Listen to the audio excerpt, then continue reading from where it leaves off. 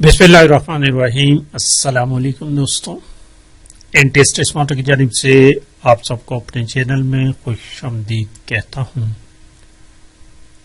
दोस्तों, DIT Microsoft office का paper मैंने शुरू किया था, जिसमें पार्ट नंबर 1 अपलोड कर चुका हूँ। इस वक्त पार्ट नंबर 2 अपलोड कर लेते हैं और आज के पार्ट में मजीद 2 क्वेश्चंस सॉल्व कर लेते हैं। और दोनों क्वेश्चन आज एक्सेल के हैं।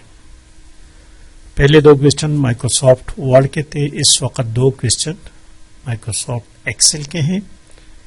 तो देखिए, ये हमारे पास पेपर है। क्वेश्चन नंबर 3 और 4 आज सॉल्व करते हैं। देखिए, question number 3, right the syntax and use of F and function. और इसके साथ एग्जांपल्स भी दे दें। 4 नंबर क्वेश्चन है कि right down steps creating chart, new chart, और उसको फॉर्मेट करना है क्विक स्टाइल से। तो पेपर में माइक्रोसॉफ्ट वर्ड में लिख चुका हूं। ये देखिए question number 3। Question number 3, write down the syntax of if function. F शर्त, एफ ये एक कंडीशन होता है और कंडीशन हमेशा इसके 2 आंसर्स हो सकते हैं। कंडीशन या तो ट्रू हो सकता है या फॉल्स। अगर ट्रू है तो हमें एक वैल्यू रिटर्न करेगा, अगर फॉल्स है तो दूसरी वैल्यू रिटर्न करेगी। ठीक है, तो जरा देखिए क्वेश्चन को। Syntax and use of if function in MS Excel, ये तो इसकी हेडिंग होगी। The if function in Excel allows you to perform conditional इवेल्युएशंस।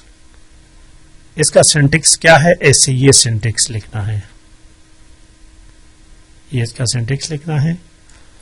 और इसमें जो लिखा हुआ है ना, एफ लॉजिकल टेस्ट, ये लॉजिकल टेस्ट क्या है इसको यहां एक्सप्लेन किया गया है। Logical test, this is the condition you want to check. ये वो कंडीशन होता है जिसको हमने चेक करना है। ये कंडीशन या तो ट्रू हो सकता है या फॉल्स। अगर ट्रू हो तो ये पहला वाला काम होगा, अगर फॉल्स हो तो ये काम होगा। ओके, इसमें ये वैल्यू एफ ट्रू, ये वैल्यू एफ ट्रू उस वक्त आएगा जब लॉजिकल टेस्ट जो हो वो ट्रू हो। वैल्यू एफ फॉल्स जो गलत हो तो दूसरी वैल्यू रिटर्न करेगी। अब इसकी एग्जांपल देखें, मैं प्रैक्टिकली भी आपको करा देता हूं, लेकिन यहां जरा देखें। यहां लिखा हुआ example of if function. Let's say फर्ज करें यू है और कॉलम, आपका पास एक कॉलम है जिसको आप टेस्ट करना चाहता है और उसमें स्कोर लिखा हुआ है कॉलम ए में। ठीक है, you want to classify them as, उसमें आपको उसमें क्लासिफाई करना है कि ये पास है या फेल है।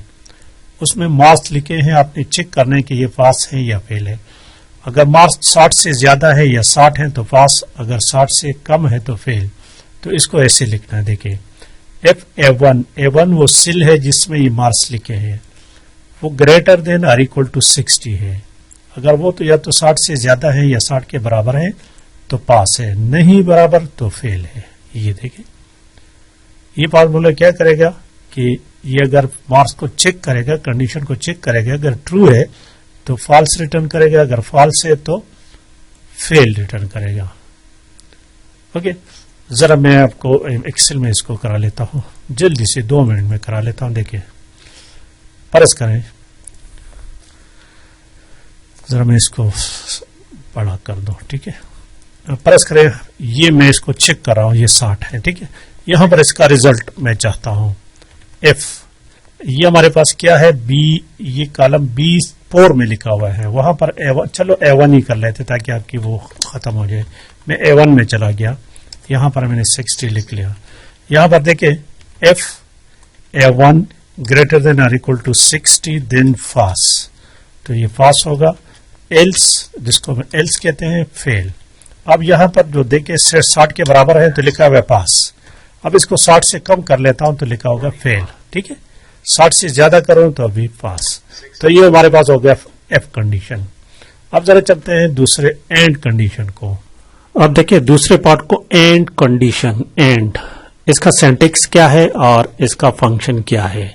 द एंड फंक्शन, ये एंड जो है ना ये खुद फंक्शन है। In Excel check multiple conditions, अब एफ के जरिए तो हमने सिंगल एक कंडीशन को चेक किया था, ये एक से ज्यादा कंडीशंस को चेक करता है और इसमें शर्त यह है कि तमाम के तमाम कंडीशन अगर ट्रू है तो ट्रू रिटर्न करेगा, अगर उसमें से एक भी फॉल्स है तो दूसरी शर्त रिटर्न करेगा। ठीक है, इसका एग्जांपल देखें, ये एग्जांपल एंड सपोज हमारे पास A1 में 60 है, B1 में भी 60 है, B1 में भी 60 है। अगर ये ठीक है तो यहां पर ट्रू, अगर गलत है तो ये फॉल्स।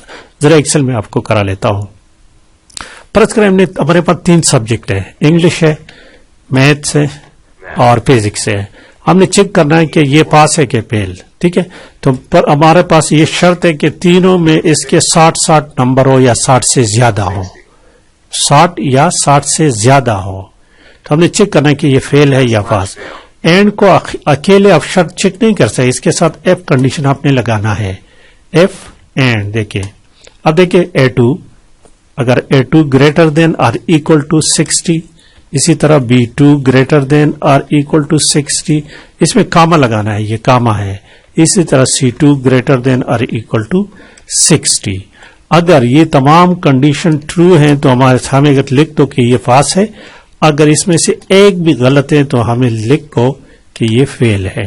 तो देखिए, अब ये तीनों कंडीशन ट्रू है तो यहां लिखा पास, इसमें से एक को मैं गलत कर लेता हूं। इंग्लिश में 55 नंबर है तो ये फेल है, देखिए। ठीक है, अगर ज्यादा नंबर है तो कोई बात नहीं, इसी तरह 60 से ज्यादा है तो फिर तो और बात है। पास ये हमें हमारे पास 3 कंडीशन से ज्यादा, जितने मर्जी कंडीशन आप लगा लें, आप इस पे चेक कर सकते हैं एंड कंडीशन के साथ। अगर सारे कंडीशन ट्रू हैं तो रिटर्न करेगा ट्रू, अगर एक भी फॉल्स है तो रिटर्न करेगा फॉल्स। ठीक है, तो ये इसके साथ चेक कर ले लिखे। अब देखिए, इसमें लिखा है write down steps for creating a new chart and formatting it with quick style in MS Excel. यहां पर जो स्टेप मैंने लिखे हैं इसको आप खुद फॉलो करें और खुद इसको ट्राई करें। ये आपका असाइनमेंट हो गया, इसको खुद ट्राई करें।